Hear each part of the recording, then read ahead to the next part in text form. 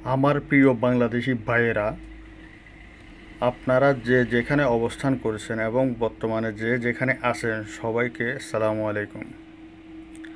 আমি একজন প্রবাসী। আমি লিসবনের পর্তুগাল থেকে বলতেছি। গত 2 দিন ধরে একটা ভিডিও ক্লিপের ভিতরে আমাদের যারা প্রবাসী আছি তাদেরকে নিয়ে যে কটাক্ষ করে যে ছেলেটি ভিডিওটি আপলোড করেছে, আমি তার খবর নিয়ে দেখেছি। তার প্রসঙ্গে একটু পরে আসতেছি। আগে তাদের ওখানে যে মেয়েগুলা তার গার্লফ্রেন্ড, আপনি চিন্তা করে দেখছেন বা আপনারা দেখতেছেন এই ছেলেটার বয়স কতটুকু? তার গার্লফ্রেন্ড আছে 5-6টা। আর এখানে আমি ইউটিউবের তার ভিডিও ক্লিপগুলোর ভিতরে ঢুকলাম। এখানে ঢুকে দেখতেছি যে তার প্রত্যেকটা ভিডিও একই ধরনের মেয়েগুলা দিয়ে করানো, এবং এই মেয়েগুলা ওরা তাদের পোশাক চেঞ্জ করে প্রত্যেকটা ক্লিপের ভিতরে তারা শো হয়েছে। সে নাটক করুক আর বাস্তবে করুক, একটা জিনিসে সর্বশেষ দাঁড়িয়েছে, সেটা হচ্ছে আমাদের প্রবাসী ভাইদেরকে যথেষ্ট অপমান করেছে।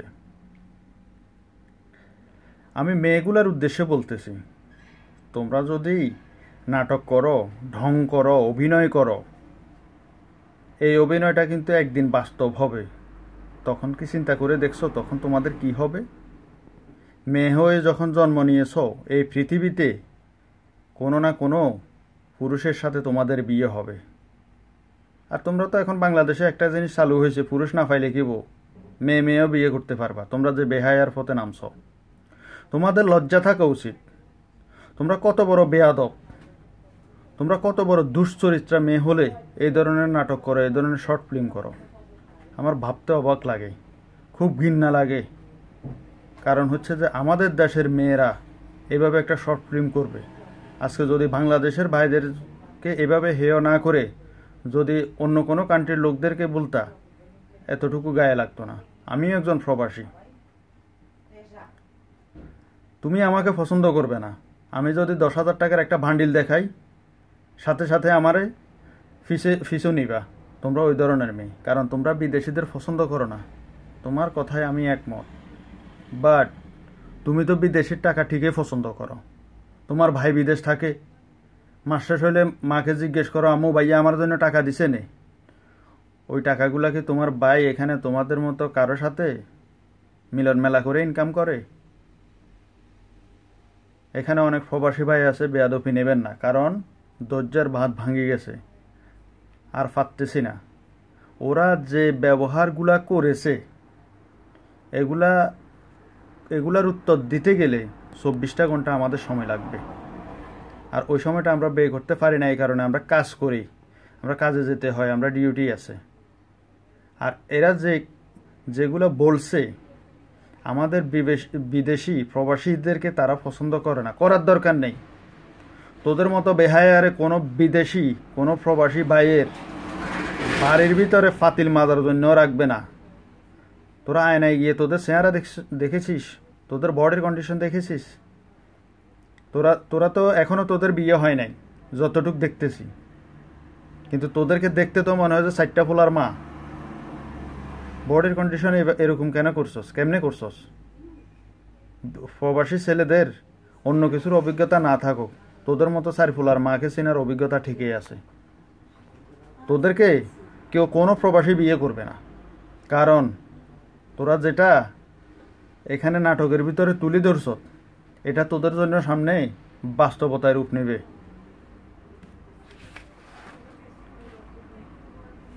ভালো হয়ে যাস, ভালো হইতে পয়সা লাগে না। তোরা কত বড় বেয়াদব! তোরা মনে করছিস আমাদের প্রবাসী ভাইদেরকে মন্দ কথা বলে তোরা পার পেয়ে যাবি। আর প্রবাসী ভাইরা যদি 24 ঘন্টা বাংলাদেশে টাকা না ফাটায়, তোদের পরনে যে কাপড় আছে এই কাপড় থাকতো না। মনে রাখিস, বেহায়া জন্মা। প্রিয় বাংলাদেশি ভাইরা, আপনারা যারা আমার এই কথাগুলো শুনছেন মনোযোগ দিয়ে শুনবেন এবং শেয়ার করে প্রত্যেকটা বাংলাদেশের আনাচে কানাচে পৌঁছিয়ে দেবেন। আর যে ছেলেটি ভিডিও আপলোড করছে সেই ছেলেটির আমি যেই বলছিলাম যে আমি তার খবর নিয়েছি, আমি তার খবর নিয়ে দেখছিলাম তার বাপ একজন প্রবাসী, তার মাকে ওই প্রবাসী বিয়ে করছিল আনুষ্ঠানিকভাবে। তার বাপ প্রবাসে থাকার কারণে তার মা অন্য আরেক প্রবাসীর সাথে চলে গেছে।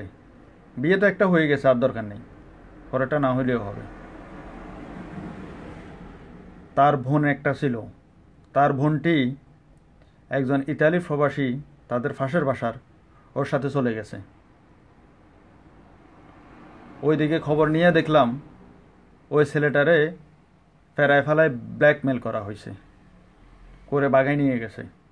বিয়ে এখনো হয় নাই, আর বিয়ের দরকারও নাই, কারণ ওদের বিয়ে দিয়ে কী করবে? হে চিন্তা করছে হের মারও তো বিয়ে হয়েছে, এরপরে তো হের মা চলে গেছে, আবার বিয়ের কি দরকার? এই ছেলেটা এতিম, এখন কি করবে? তারও তো দোষ নেই, দুর্ভাগ্য, কপাল খারাপ। তো আশা করি বুঝতেই পারছেন, আম গাছ থেকে কখনো কাঁঠাল ধরে না, আম গাছ থেকে আমে ধরে, কাঁঠাল গাছ থেকে কাঁঠাল ধরে। ছেলেটার জন্ম যেরকম তার কর্ম সেরকম হয়েছে। আর সকল প্রবাসীরা মন খারাপ করার কিছুই নেই। আমি একজন প্রবাসী, আপনাদেরকে আসলে সান্ত্বনা দেওয়ার মতো কিছুই নেই, তারপরেও সান্ত্বনা দিতে হচ্ছে যে আমরা প্রবাসীরা বাংলাদেশের বর্তমানে যেই মেয়েগুলা বর্তমানে পরীক্ষার রেজাল্ট দিয়েছে, আপনারা দেখছেন কীরকম ফাঁস করছে, আর কিসের জন্য এরকম ফাঁস করছে সেটা অবশ্য আপনারা জানেন। ঠিক আছে, তো আশা করি সবাই ভালো থাকবেন। সবাইকে ধন্যবাদ। আসসালামু আলাইকুম।